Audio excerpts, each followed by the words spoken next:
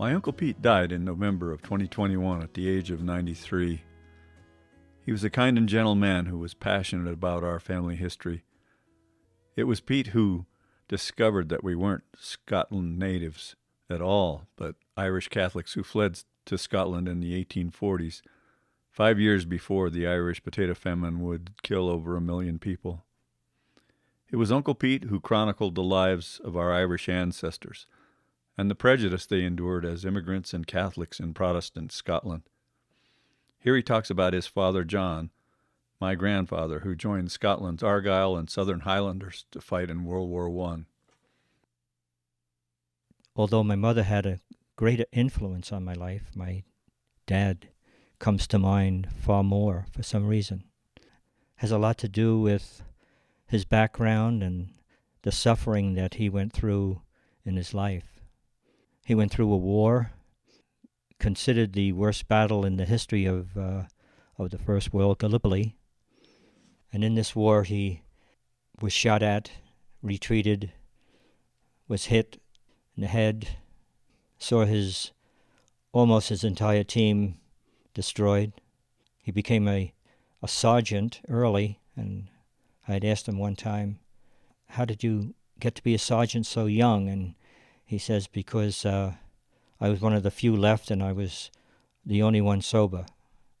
It was a terrifying thing because he had the bullet removed from his head, patched up, and then sent to the trenches in France, where another set of horrors went on, where you step on dead bodies and crash through them. Did he ever talk about those things? Oh, yeah. Yeah, but not often, but when he did, it was like a flow. It just flew out, it just went out of his mouth, And So he would tell you about some of the things that he saw? Yeah, guys going over the top and getting shot, and guys going out after them and trying to pull them back and getting shot themselves, and pretty horrible.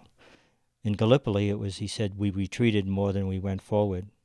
He remembered being so thirsty he wanted to die until machine gun bullets, and he just clutched the sand and prayed to live. But I think it kind of got him into a frame of mind that was dismal. I don't know whether he was dismal as a kid.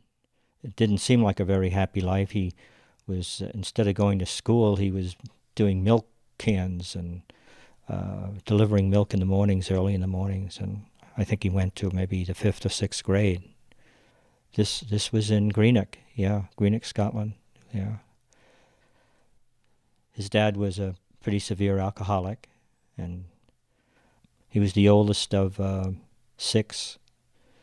And when he came back from the war, the misery continued because he came back to unemployment, specifically because he was Catholic.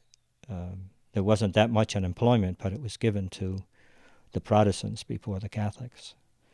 And he decided at that point that he had to leave Scotland and head for America.